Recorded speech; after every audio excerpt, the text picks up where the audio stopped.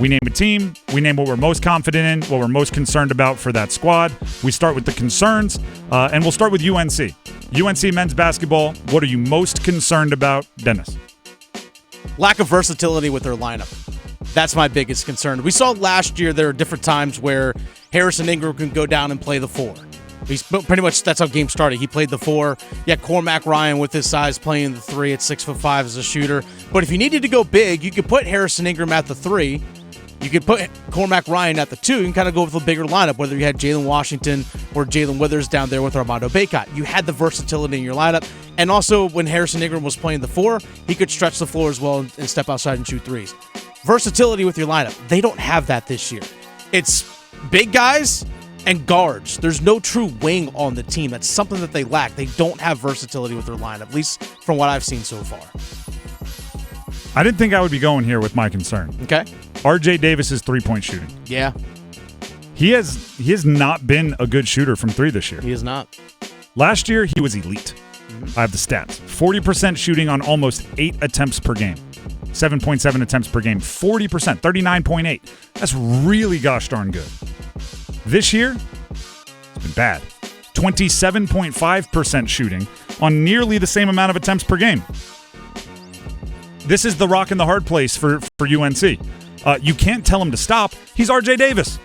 He might be the best shooting guard in the country. But also, something has got to give. Either he has to shoot better from 3 or he has to shoot less from 3, because you can't be that, and you can't take 7.5 threes a game at 27.5% shooting, especially when what Dennis said is true. You don't have that massive, big-bodied rebounder who takes missed threes and turns them into second chance points. You have to shoot a higher percentage, or else it's going to be really tough to overcome in the games against good teams. So I think the best option is just start shooting better, RJ. Yeah. But, if I were I Dream a Genie, I'd wiggle my nose and make it happen, but I don't have those powers. That's a reference from well before I was born. What are you most confident in for UNC? My confidence is still with their speed. I think that's the identity of that team. It's been the identity of that program for decades. Just the speed and pace in which they play. I think the backcourt, when you have Cadeau, Davis, and Seth Trumbull all out there, all 3 guys can handle the ball and push in transition. My confidence is the freshman coming alive. Okay. Watch that Michigan State game. 18 points for Drake Powell, 14 for Ian Jackson. I thought, and I still think he will, Ian Jackson, big-time player, going to be really good. Drake Powell needs to be featured. He is a freak athlete. And then he went 4 of 6 from 3 against Michigan State. Get him the ball. And he's Super Davis's cousin. Yeah. Got to have a high basketball IQ, right? Take care of the fam. Let's jump to Wake Forest. Wake Forest, most concerned about the Wake Forest men's basketball team. Dennis, what do you have? They don't have a true point guard. Boobie Miller gone. They don't have a true point guard, and you're putting the ball into Hunter Salas's hands a lot more as being a ball-dominant player as opposed to working off ball. Mine is their... I was trying to think of the best way to say this, so let me know if it's understandable, if it's easy to comprehend. They are over-dependent on stars. If Efton Reed has a migraine, or Hunter Salas has an off-shooting night, or Cameron Hildreth has to walk off a rolled ankle, if any of those guys isn't clicking, it seems like they take a massive step back. Yes. And that's a compliment to those guys, but also you got to be able to go a little bit with one of them. If they missed 2 games because they got the sniffles, you got to be able to not go in the tank. If somebody rolls an ankle and they need to go into the tunnel and do some jumping jacks, you need to be able to not lose that section, by 6. What are you confident in for Wake Forest? Hunter Salas is going to keep you in games because that dude can just score. He's going to keep you in games. Simple as that. I'm adding Trayvon Spillers to that. Okay. Transfer from App. This situation is what every mid-major fears because it makes so much darn sense. He goes to App State out of JUCO, leads App in points and rebounds. He's all Sun Belt. He jumps right to Wake, immediately translates that skill set with better competition, better exposure, probably a little bit more fun for him. And he's averaging 11 and 10. It just makes so much sense that Like, App State can't even be mad, right? It's like, all right, you went to the ACC and you're still putting up a double-double. That's probably good for you. But mid-majors have to just be hating that because he just left and he's a double-double guy. So I do like what Spillers is doing. NC State, what are you most concerned about for the NC State Wolfpack coming off 2 straight losses heading into their game against Texas tonight? Shooting efficiency, especially from 3. They're not a good 3-point shooting team right now. They're under 30% on the season.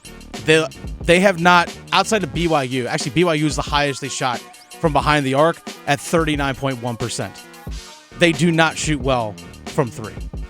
And by the way, DJ Horn was, I think, 4th in the league in shooting 3-point shooting percentage last year, just above RJ Davis at like 40.2. Just because I was looking up those stats earlier, so they had shooters, got to replace them. Which plays into mine. It's more theory than concrete. Do they have a main character? Do they have anyone with that energy? Do they have anyone with, like, you can't have a band with all bass players. You need a lead singer. And that's not to say any of them are bad or can't score or can't rebound or they don't have raw talent. But anyone that's watched sports, played sports, covered sports, coached sports, you know that certain players have the je ne sais quoi, the it factor, the whatever you want to call it, the unexplainable. Last year, I mean, I don't know, it might be personified in DJ Burns, but DJ Horn had it as well. I'm not sure they have one this year, which is weird because it's like having a living room with no television. Where do you point your furniture? Right? It's you need a focal point. What are you confident in for NC State? I love the athletes that they have on their team because it gives them the ability to press, which is what Kevin Keatts wants to do. They have the guys that can do it. And to me, especially when you can have guys like Huntley Hatfield and Ben Middlebrooks rotating as the 5, those 2 guys are really good athletes as well. I think it's, to me, their ability to press. My confidence is similar, or it kind of brings that into account. My confidence is it's still early and you knew there would be an adjustment period.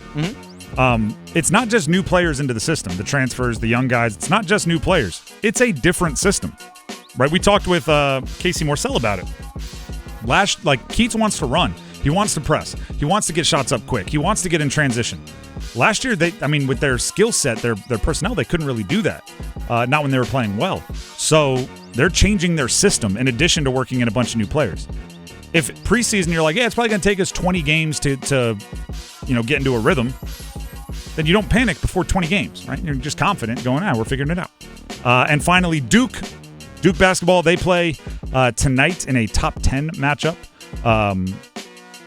They're 9, Auburn 2, Cameron Indoor. What are you concerned about for Duke basketball? My concern is that their top guys are still so super young, and they just don't have the experience yet. We've seen it in late game situations a couple times. That's the big concern. When do you learn that? When do you learn to handle it? I mean, it's almost the same. It's just I didn't single it out for their youth. It's late game execution. Yeah. They've had 2 close games this year that they've lost. Number 4 Kentucky at the time. They're like 16 now. And number 4 Kentucky, but they've lost, so I think they will fall. And number 1 Kansas. I have possessions that I want to focus on real quick. Against Kentucky, Cooper Flagg turnover with 12 seconds left in a tie game. Cooper Flagg turnover with 5 seconds left while down 2 points against Kentucky. Against Kansas, Cooper Flagg went 1 of 2 from the line with 1:38 left, making both would have tied it up. Obviously changed the way that game went. Cooper Flagg turnover with 48 seconds left while down 1 against Kansas. Con Knippel turnover with 3 seconds left while down 1 with Kansas. If any of those plays changes, any of them, they get at least 1 win. They have to be better in late game execution. Doesn't matter what you do for the first 46 minutes if in those final clutch minutes you don't execute. And finally, confidence for Duke. What do you have? I love their experience coming off the bench. Now, guys are still trying to figure out roles. I like what Malik Brown brings defensively off the bench. I'm also a big fan of what Sion James can bring just in terms of his physical size and the versatility that allows them with their lineup defensively. 1 through 4 can switch with all screens when those guys are all on the floor. Like, they can do that. Just either have Malawash or Brown running as the 5, but everyone else can switch defensively. I like the experience coming off the bench for John Shire. Mine, it's going to be this for a while. Raw talent. Yeah. And we talked about this earlier in the week. When Isaiah Evans comes off, like, can't even get off the bench in games against power conference opponents, and he appears to have an absolute flamethrower as a scorer and is electric, and every time he goes out there, people are comparing him to, like, Brandon Ingram. That shows you how talented they are, and it's apparent every time you watch them. John Shire made a comment that he isn't calling plays right now. He wants them to read and react and get into motions and movements based on what the defense does. And he's like, no, that's going to be tough now, but that's how they will play if they reach their ceiling. So he's maybe forfeiting a little bit of, like, production now in order to have elite production later, which is how Duke and UNC think, right? They're like, no, we're chasing national titles. We're not playing for seeding in the conference tournament right now.